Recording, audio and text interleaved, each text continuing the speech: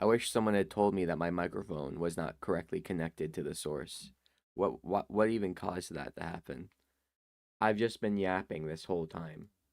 I have literally been yapping this whole time. Okay, that's cool. Well, that's okay. We have like what, one viewer on each platform? Is that what's going on? Yeah. Well, apparently I was just yapping the entire time. Why the fuck is that playing? That's okay. It wasn't even connected correctly to that anyway. Boom, boom, boom. I really need to be better about checking those beforehand. Huh? Uh-huh. Uh-huh. Okay, that's not working still. Okay. Cool. Yeah. Yep. Yep.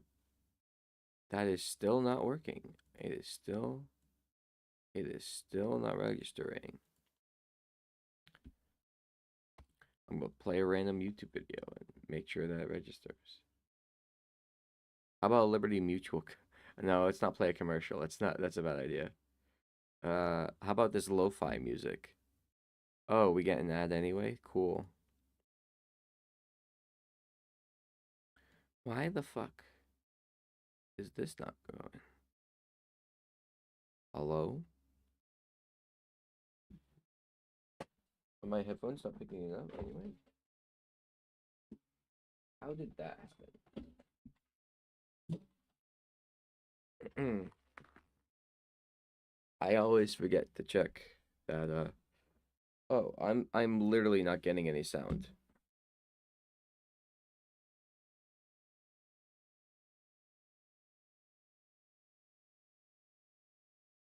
I literally have no sound. I didn't need it. Is there anyone still out there?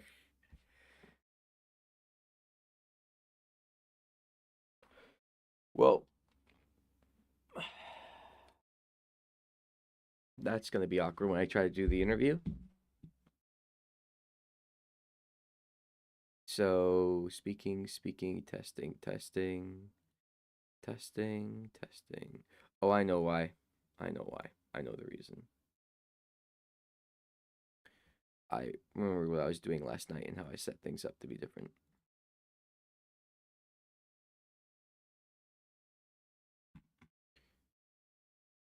Testing. Wrong one.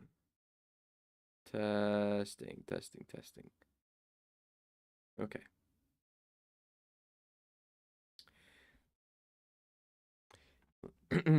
Hello. Welcome to the Rely on Atheist podcast, episode 4. For real this time, and not just me talking into a dead mic, which was very interesting.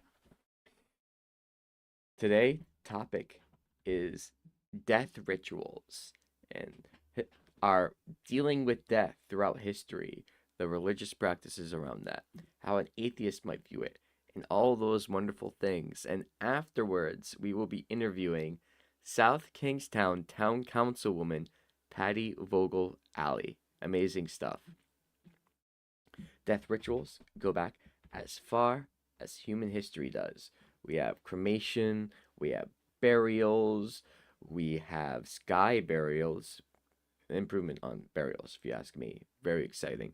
Mummification, entombment, we have the erection of statues and paintings and murals and the faces of the dead to acknowledge their passing and the things they did throughout their life. Amazing stuff. It goes back, even these death rituals go back even prior to human history, to our human like ancestors. Uh, very far back. We've always been very interested in death, the mystery around it, what happens after you die, and the mourning of people who have passed. There's some hypotheses out there that death rituals came as the natural evolution of our ancestors who were more likely to survive. They buried the dead because it would throw off predators, for example. Also, much less disease. Keeping corpses around, not exactly sanitary or good for the health. So, a lot of death culture in modern humans is seen as transitional. For those who believe in life after death, it's a phase from one life to another. This trend is mostly seen in Eastern philosophies such as Buddhism, Jainism, Taoism, and Confucianism. For atheists and non believers, obviously, there's a diverse range of views on death. For a lot of us, we just see it as the end of life. There's just the void afterwards. There's no like karmic judgment afterwards where good people get rewarded and bad people get punished. Wouldn't it be nice if that was the case? But honestly, that's usually not the case. So if you want to reward good people and punish bad people, you do it while they're alive or you miss your chance. Also, live your life before you die because there's nothing else afterwards. My opinion, obviously. Atheists and agnostics often still bury the dead, but not so much as a spiritual practice, but as a form of respect for and mourning for their lost loved ones. So nihilists see death with little reaction or veneration of any kind, but of course they don't react to anything. They're nihilists. They don't care about anything. Ugh. They see death as normal and inevitable. So it does little to they do little to act or follow any real tradition. Naturalists are more view it as a more of a connection to life and death. Uh, we have yet to observe something die that wasn't alive beforehand. Naturalists view death as an immortality in metaphorical terms. Interesting turn of phrase for them, as the return to the natural world is seen as necessary and purposeful, like we're playing Final Fantasy VII and they're returning to the life stream or something. Uh,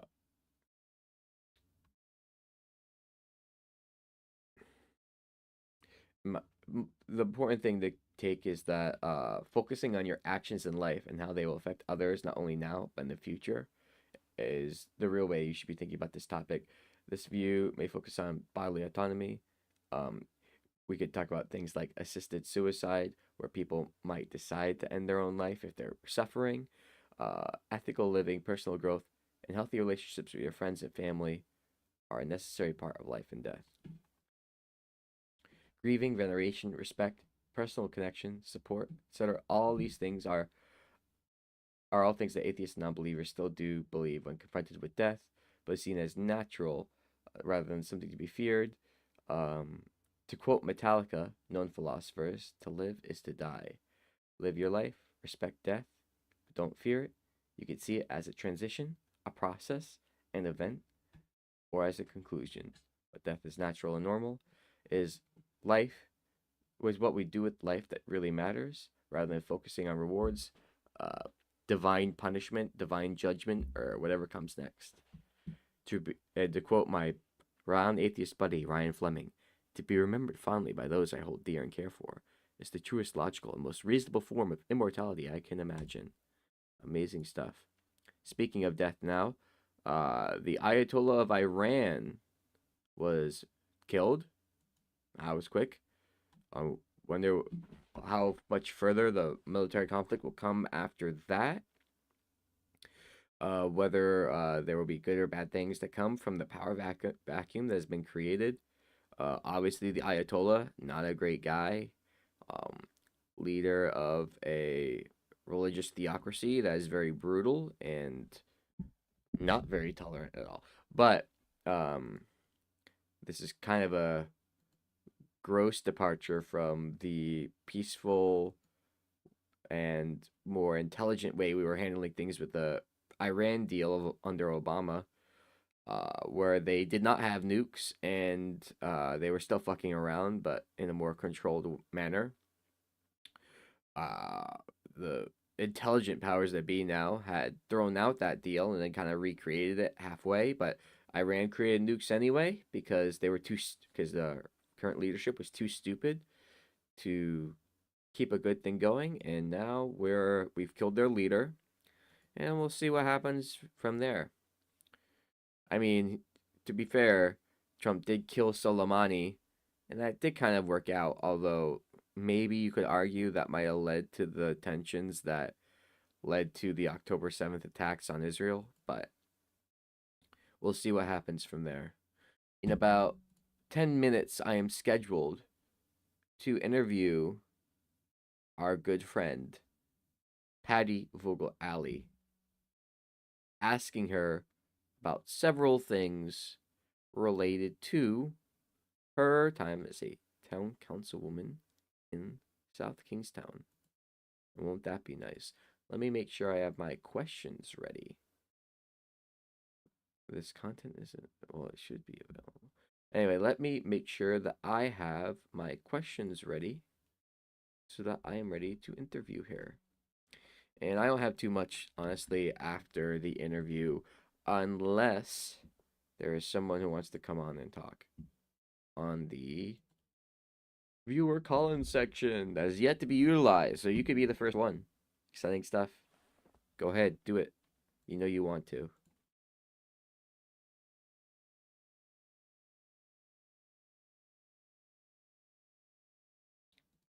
I wonder what the updates to that story I was reading the articles for last time were. God, what were the names of the mom defendant and the dad plaintiff? Maybe I can look up an update to that real quick. Court rules dad keep mom church, something like that. I don't know. That was December 29th. Bickford. It's all coming back to me. Bickford. I don't see an update to this story. I'll if I find something, I'll bring it up. Emily Bickford and what was the other guy's name?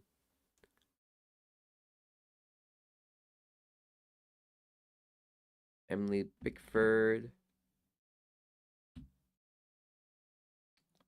Bradeen. What's the first name of Bradeen? Would it kill you to put it right at the top here? Bradeen Court. I just want an update to the story I was covering.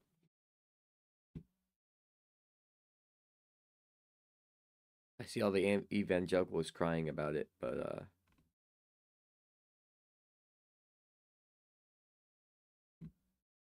I don't see any updates, unfortunately, so we won't be able to get that.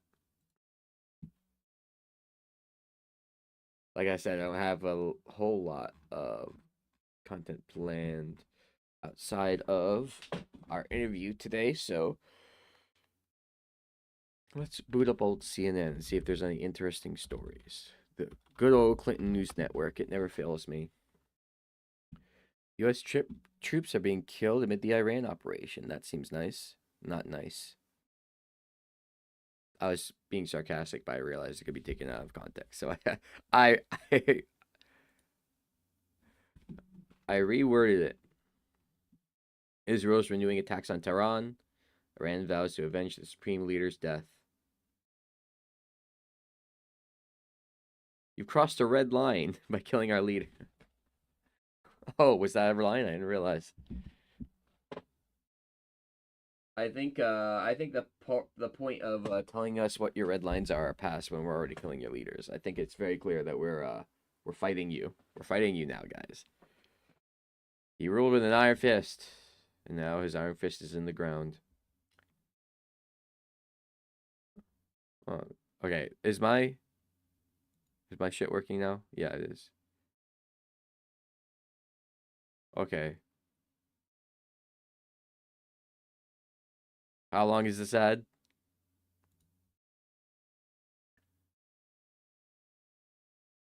That was weird. If I full screen it, you can't see it. Oh my god, how long is this ad? Oh, 35, 34. Forget it. Forget it.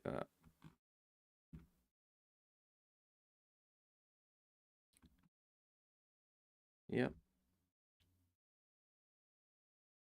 Iran's retaliation. I think they struck India, didn't they? What is this huge bar at the top? Can we get rid of that?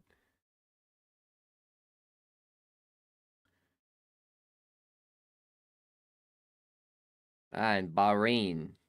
Yes, that's a very tiny country located somewhere that I used to remember. He announced that on Truth Social. Of course he did.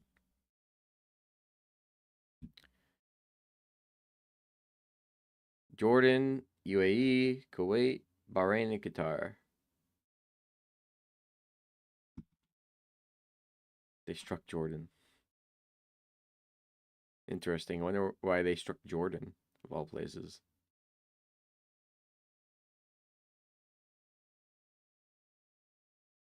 We fucked up a lot of political and military buildings.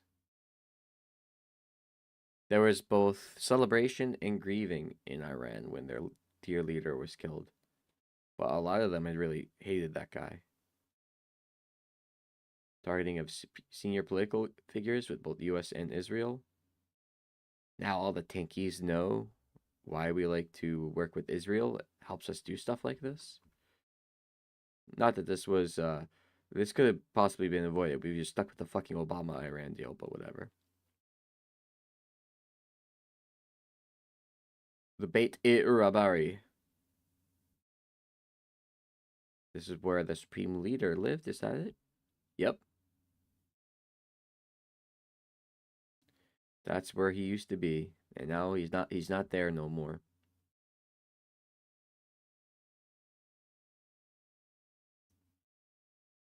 We also struck Iran's intelligence ministry.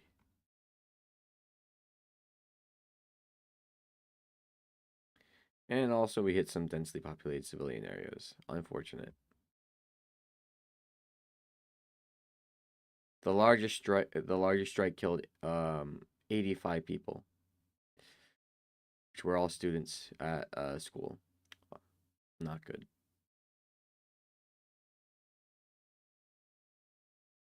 Manab City.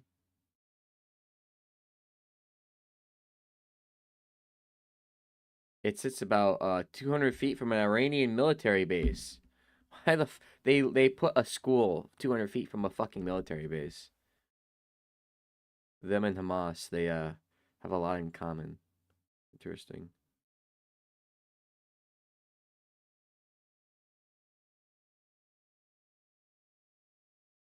Previously was part of the same facility. Okay. Interesting. Why do you think they put that there? Was that intentional?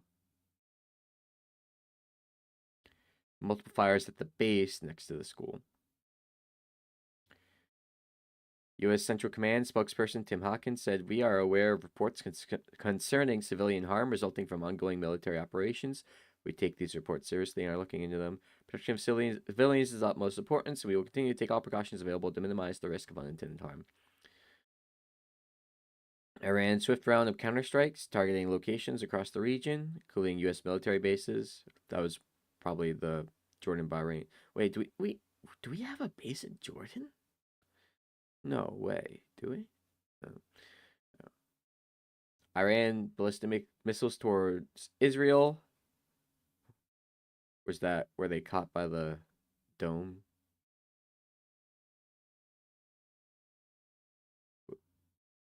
Uh, we had an airbase in Bahrain, which they targeted. Muwafaq al-Salti airbase in Jordan. Targeted. As well as a U.S. base in northern Iraq.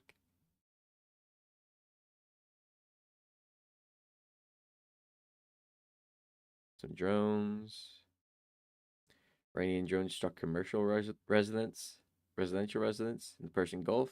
And were they co-located next to military bases, or did they do that just for fun?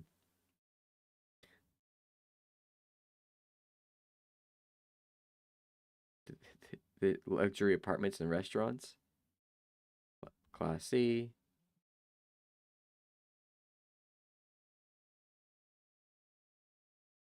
They attacked an airport. One of the missiles pierced Israel's aerial defense array. It hit Tel Aviv. A large explosion, a dark cloud in the sky. Doesn't say how many were killed or what it actually hit, though. Huh, what's this one? U.S.-Israeli operations lasting several days. Been planned for months. Iran is going to really show us, they say.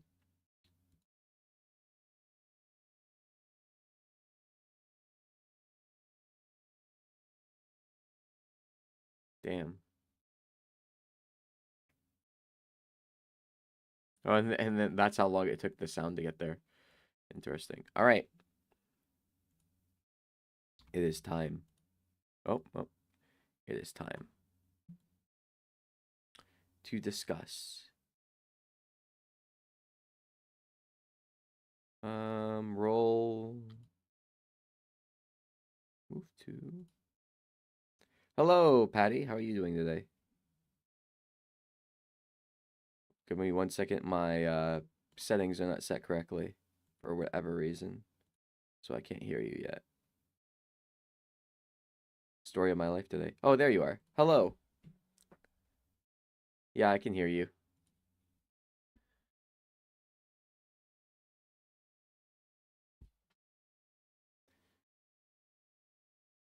You're a speaker?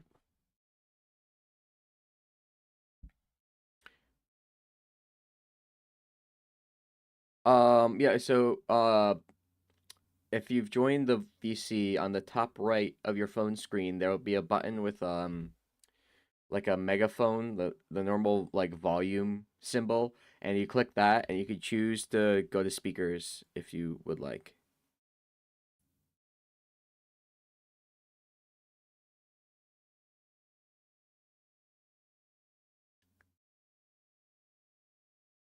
And you can also show your video if you really wanted.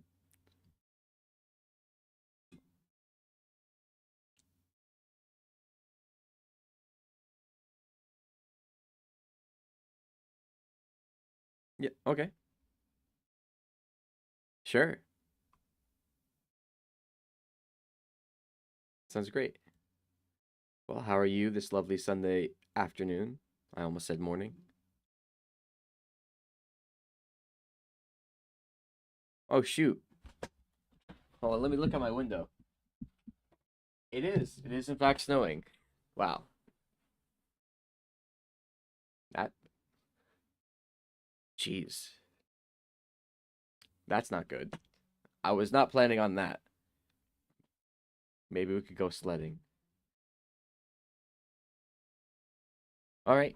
Well, you are a town councilwoman in South Kingstown, right? Oh, give me 1 second. I am hearing myself double, and yeah, I don't know why that turned on. Awesome. So, what is the political landscape like in South Kingstown? How do your residents lean, and what issues do they particularly care about?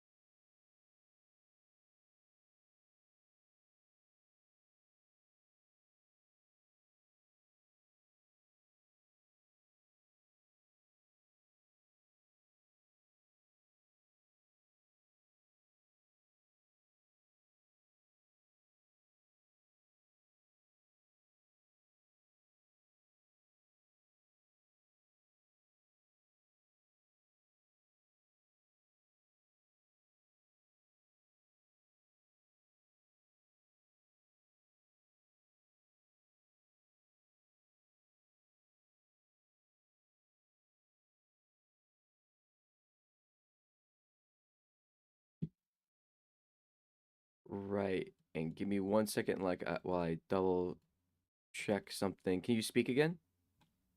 Sure. Okay, Do you awesome. want? Yeah, I Okay. was just making sure that you're getting caught. My bad. Okay. So Oh, no you problem. said 22,000, right? Right. I'm approximately. And that's your population, or that's the number of registered people? Yeah, that's the number of registered voters. I Okay. mean, these are like ballpark. It's slightly more than that, but And sort of like rounded terms.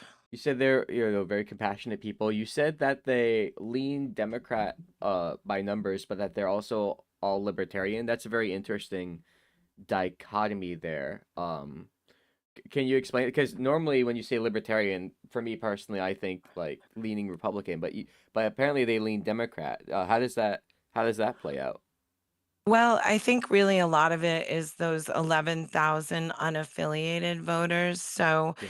I think probably some of them may lean one way or the other. So if we look at, political ideology as a spectrum, sort of in the same way that we look at other human characteristics, like one being the most conservative and 10 being the most liberal, I think that we have like a full spectrum of views here, but I think there's like some intersectionality for all of us.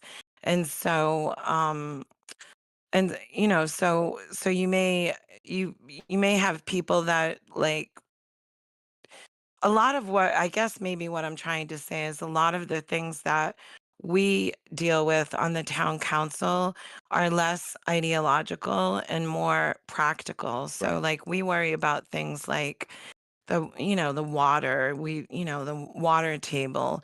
So and like climate change. So you may think of that like climate change when you look at it through the larger lens of national politics. You think, all right, well, that belongs to the Democrats, the liberals. But in reality, even if somebody falls more towards a more like extreme, even extreme political viewpoint on the right, they still all understand that the beach has changed and Right.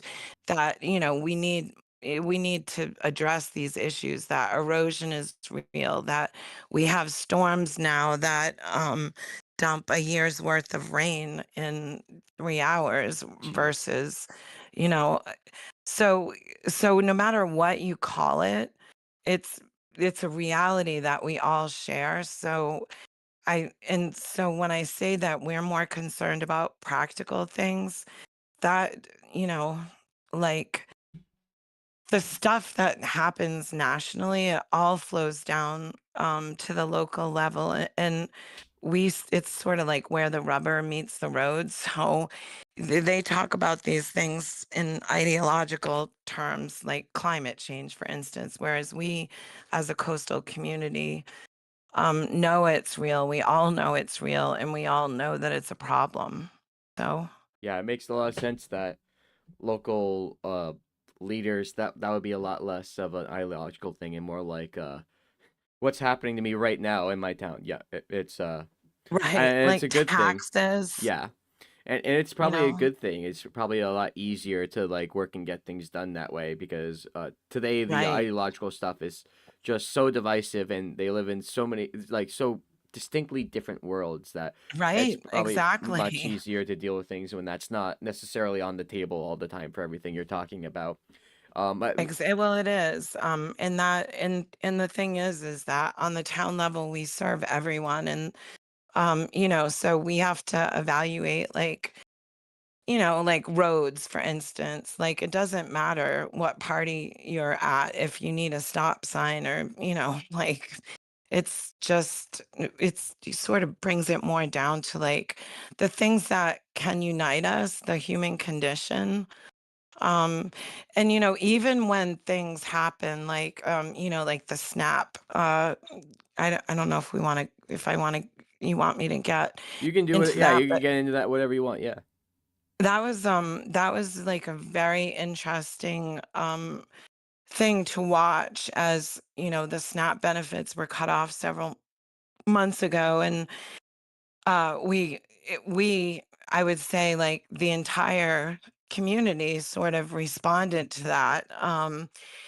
And it was just very interesting to see, like, how the different groups tried to respond. And like, some people, it was one party, like, yeah, I'm a Democrat, so and I'm a member, and I'm endorsed by the South Kingstown Democratic Party. And so what we did was coordinated a food drive with our members, and we, donated a bunch of stuff. Well, some other folks wanted to turn it into a competition between the two parties, like who could, collect more, which, I mean, that's kind of fun. And it's great that everybody is on the same page. They want to feed people, right? So But it is a the little end awkward result. when the leader of their party is the reason why it happened. Well, yeah, exactly. Yeah, we can't. We don't want to, like, conflict on that. Yeah. Yeah, it's like so hard. So I just try to, like, I like to say, like, choose your own adventure statements. So you say the truth, and then you allow people to sort of think about, how to interpret that. So, but anyway, it's just, people have different ways of trying to look at problems. And sometimes you may not personally think that, like, if your goal is to feed people, it's not really to, like, generate publicity for your organization, even if, like, you're not the ones that caused the problem in the first place. Yeah. But the most important thing is to feed people. It's not trying to score, like, cheap political points. Yeah. So anyway, that's just the way that I think about it. So obviously you were raising money when the SNAP benefits went out. What other kinds of either community building projects or helping out people in the community? What kind of things have you been involved in your time as a town councilwoman? Well, so my original, I never thought I would be involved in politics. It was the furthest thing from my mind until during the pandemic, I lost my sister to gun suicide, and she used her partner's gun, which he habitually stored unsafely. And he also would taunt her and say things like, you don't have the balls to do it. So eventually, all of this abuse took its toll, and she took her life. And I learned at that time that we couldn't do anything to hold him responsible, even though everybody knew that, um, that he had been abusive to her, because there was no law requiring people to store their weapons securely. And that being during the pandemic was, like, super hard for it to go through, because you couldn't even, like, see people. And I found myself sort of, like, in this very deep hole that I had never experienced before.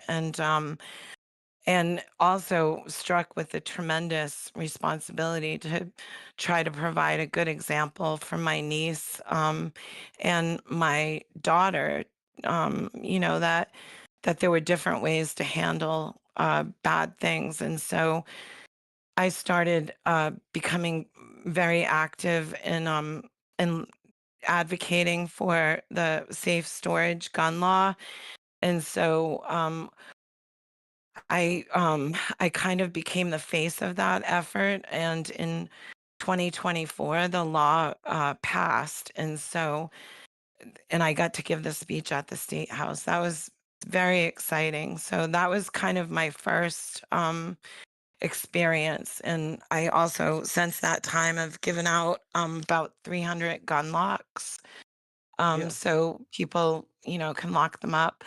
And then the other thing, so after that was over in 2024, last year, so that's, and then after that, I ended up, finding out that I could speak and, motivate people, and I got to know people, and that's how I ended up running. So after that, when I got that law passed, I it was very difficult for me to do that because it was like having to, cut my chest open and, emote all this raw stuff with, all the people on the other side that it was very stressful. And so what I decided to do this year was last year I started a nonprofit called Sow a Seed South County, and I received permission to reanimate this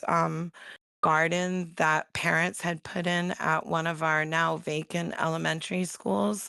And so I assembled a group of volunteers, and we like transformed this garden, and we grew all this stuff, like hundreds of pounds of produce, and we donated it to the Johnny Cake Center, which is our food pantry. So that was like a great experience and didn't cost the town anything. Everything was donated. And I just, when something bad happens, like, and I consider, what's happening in DC to be something bad, it's very important for me personally to try to channel my negative energy and my rage into something positive, because like with my sister, I knew that I could have very easily become like fixated on revenge or anger or just been like super miserable, but I knew that that would hurt me and it would hurt my children. And so like with that, I just learned that every single day, if you can just try to do like something good, think of it like the scales, the scales of justice. So Yeah. something Yeah. really bad happens and it goes all the way to the bottom. And so every single day, if you just put like a little pebble on it, like eventually you'll achieve some sort of equilibrium, at least in your own mind, because if you can't do anything if you're like so depressed or angry or whatever. So Right. anyway, those are the things that I really um care very much about families. And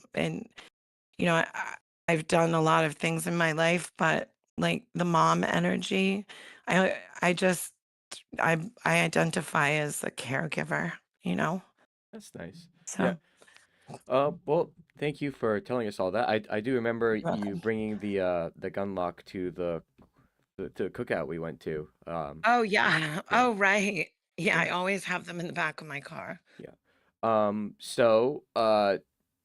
Now that you've had that act passed related to safe storage, are there any other issues you're currently advocating to with regards to guns, or are there any other reforms that you're seeking with that? Um, well, there are a couple of other, there's been a lot of progress made by Moms Demand Action in every town. So there has been a lot of progress.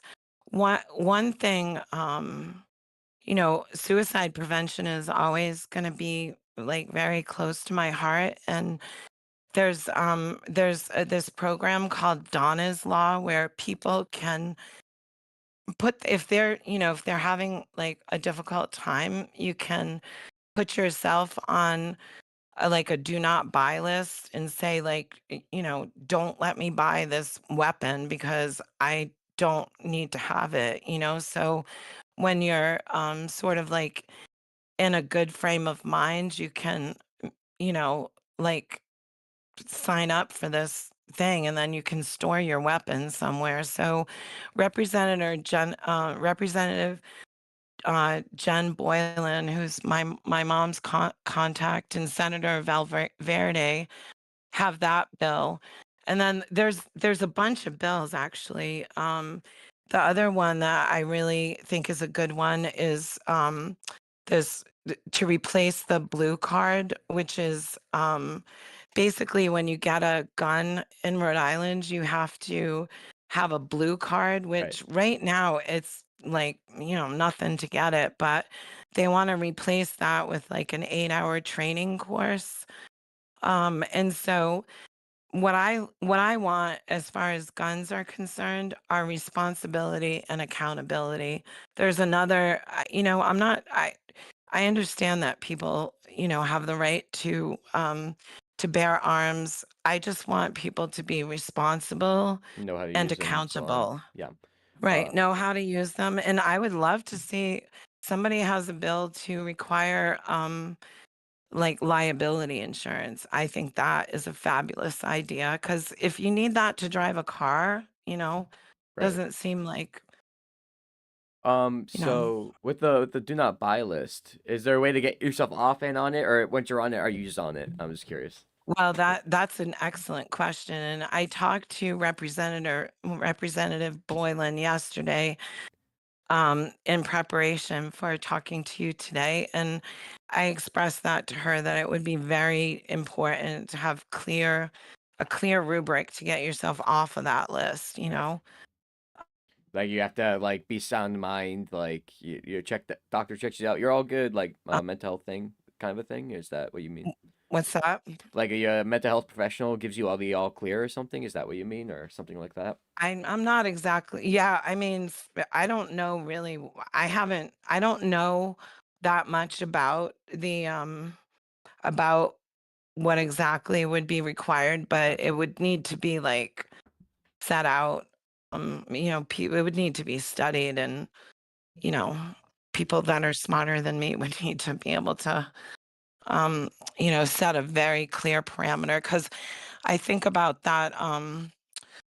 There's a woman that, that woman that like signed herself, oh, Nellie Bly, she signed Nelly herself Bly. into the mental institution Yeah. and in like, I don't know, 1900, and she couldn't get out because, Oh, jeez. trying to prove that you're not crazy you Difficult. just sound crazy, you Yeah. know? So, Okay. Oh yeah. Don't do yeah. that. Yeah, right. So, yeah. How long have you been a councilwoman in South Kingstown? 3 years. So, this is my second term, and then I'll be up for reelection. I am up for reelection in November. So it's a 2-year term, which is not really a lot of time. Right. I understand.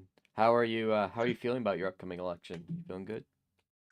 Um, I mean, I, you know, I always feel anxious, but I sort of just am resigned to just do the best I can, and just be myself and honest. And no matter what, I'll always find some way to help my community. But I really do hope to get reelected so we can see. We have a lot of exciting things happening in our town, and I really want to. What exciting things? We have 3 town properties, and they're former schools or places that have been donated to us, and we are transforming them into housing. And so one project in particular is our South Road School, and we're hoping to put in about like maybe 45 or 50 homes that people will actually be able to purchase. Like we're gonna be able to improve the prop. What we're going to do is like put in the roads and the infrastructure so that we can partner with somebody that can do this missing middle of workforce housing. So that's one thing, and then we have another project that we're going to be able to do for elderly restricted income, and then we have another project too. So we have a lot of that. We have a new high school being built. Nice. The residents approved a $150 million bond. So that is going to be open in September of 27. We have like a new EMS center and a community learning center. People are really into like education because we're the seat for the University of Rhode Island. So a lot of the people that work there or went there or are somehow affiliated with the university live in our town. So that's like a great benefit um to us. Awesome. What so Yeah. other than things we've talked about so far, what has your experience being a town councilwoman been like? Um it's I mean it's it's really nice to have a seat at the table. It's uh I mean it's I I was concerned that I would find the meetings to be you know tedious, but I don't find that at all. I like the meetings. I think that it's been probably one of the greatest learning experiences of my life. And, I mean, typically when you get older, you're not really, after you're in college and you've had your career and raised your family, you don't often have an opportunity to like learn so much Yeah.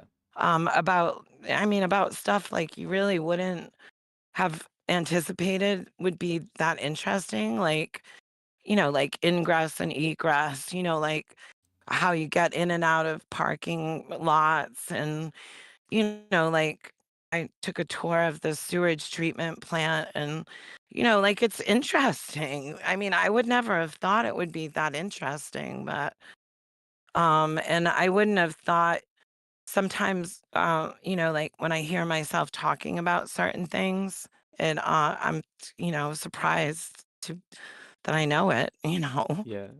It's super interesting. All right. Well, other than of course the policies we have already talked about, what do you think your like most beneficial town policies that you've helped pass have been, and were there any that didn't work out as originally intended? Hmm. Well, I think, I think that probably, mm, hmm. I really like, okay, here's one that I really like.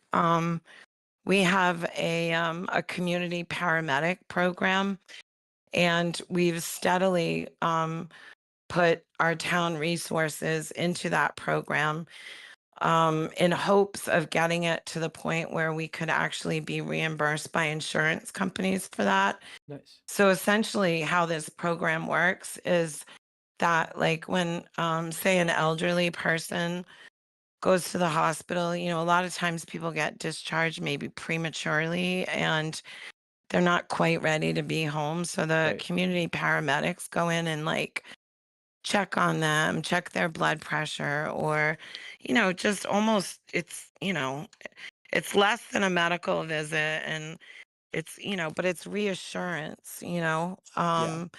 and, they can connect people with like resources and it helps to keep people out of the hospital, which is very important with our healthcare crisis. And, people want to age in place. And then that, that is allowing them to do that. And so now the bill is going to be going up this year. And I'm going to be going up there to testify in support of it because like I took care of my mom at here when she had cancer, and I actually had open heart surgery and a couple of years ago, Wow. and it would have been like really useful to have somebody that could have come and, like just checked your wound or whatever. Yeah. So That would be nice. yeah. And as far as the other thing, it's one of the things with government is that it moves very, very slowly. Right. And that can be frustrating for somebody who's more used to like a business pace, which Yeah. I did a lot of that in my life. But the thing about things taking a while is that it allows you to really thoroughly examine things before you make a decision. Right. And that's really important. And what I've learned is that there's always like a million different sides to the story, and people all there's like a kernel of truth in everything. And so you gotta really like not only look at everything but sort of play chess in your mind, and figure out like what the implications are and what's going to happen, because there can be unintended consequences. And so it's, again, it comes down to that like balancing act where sometimes there's not really a perfect solution, but you have to just make the best decision that you can, you know, Yeah. based upon what you know at that time. That makes sense. Definitely. So, Are there any changes you hope to see in your town in the next 5 or 10 years? well, yeah, I really hope that we can get some relief on our housing issues, because we need more housing options, and in a variety of different uh areas, so that like the natural cycle can occur. Like, for instance, people that have empty nesters like myself, where like in our 50s, we have like a big house, we don't have any kids at home, so Right. but there's nowhere for us to go. So Yeah. in order for us to make room for other people to come in and raise their families here, we have to have some place to go. And so I hope that we can have like some reasonable housing, because what's happened is we're such an appealing tourist destination that Yeah. during the pandemic, all of our houses just Poof. like went through Gone. the Yeah. roof. And yeah, and the taxes are crazy and people can't afford to live here. So Are you going to be we zoning gotta for high density housing that with multiple levels? That would make it um go down. Maybe. yeah, I mean, I don't know. We do have several larger apartment complexes Yeah. that are being built. There's one Awesome. actually in West Kingston. It was bought by the Schneider Electric property. It was bought by this food packing company, and they're putting in 275 apartments, and they've agreed that 30% of those are going to be affordable. So Nice. that's great, because they only have to, by law, do like 25%. So I'm super excited about that, you Amazing. know? Yeah. Awesome. Yeah. Yeah. That's really good to hear. Yeah. Yeah, because I want, I mean, I want our kids to be able to buy a house here, and it's such a great community, but Yeah. Price that's the thing. supply go up, prices go down. Best thing ever. Yeah, Anyway, right. yeah, it was very good talking to you. I don't have any Great other to talk to you. questions prepared unless you had something else you Okay. wanted to say. No, no, I'm good. Awesome. But I appreciate you guys, the support that you provide for, really good good initiatives. I like the reading, and I'm a big fan of all of that stuff. So I appreciate your support and the courage, that like Joe has shown. So Thank you. yeah, And we're happy to do it. All right. It I was great appreciate talking to it. you. Enjoy the snow that's coming down. Yeah, I will do. You too. All All right. Bye. right, take care. Bye bye. Well, if there are any challengers or people want to talk in who are listening amongst the maybe half dozen of you if we're lucky. Um oh my god, that's Brett sledding. Amazing. I'm gonna share that to my friend's Discord later. Anyway, Anyone coming in? No, yes. Well, if OBS changes my audio sources without me doing it one more time, I'm going to lose my mind. I'm going to become the Joker. You think after the fifth time of that happening, I would like check my sources while I first boot up stream, but me, I guess. Well, it's been real. It's been fun. It has been real fun actually. But I'm gonna change up the format of that initial segment, if I'm being honest. Um, need to be more lively. It needed to be more um natural. That initial segment, we could work on that a little bit, I think. And also, I need to work on the fucking audio sources being prepared ahead of time and working ahead of time. OBS Studio, sometimes you will restart it and it will forget everything. It is the devil, assuming you believe he exists, which obviously we don't.